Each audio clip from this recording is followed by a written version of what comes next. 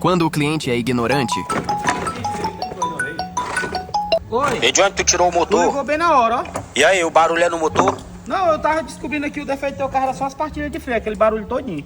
Aí tu com ignorância mandou arrancar o motor fora, eu arranquei. Eu assisti um vídeo no YouTube e parecia ser no motor o barulho. Eu tenho uma notícia boa pra tu. E qual é essa notícia boa? A boa é que teu carro vai ficar sem barulho agora. Notícia boa era se não tivesse tirado o motor. E a notícia boa pra mim é que tu vai pagar a mão de obra, porque eu não vou tirar esse motor de Mas graça. o defeito não era no Pra trocar motor. só as pastilhas.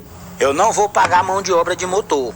Vai pagar não. Vou nada. Eu tenho uma caixa de ferramenta boa, eu te empresto. Vem tu montar aqui o motor do teu carro então. Se eu soubesse pagar, montar, quer eu não economizar? levava pra tu. Você não mandei tu ser ignorante. Ah, moço, me ajeita aí, moço. E ainda tem um carro das pastilhas, viu? Vai ter que comprar as pastilhas de freio também. Essas pastilhas aí tá nova, rapaz.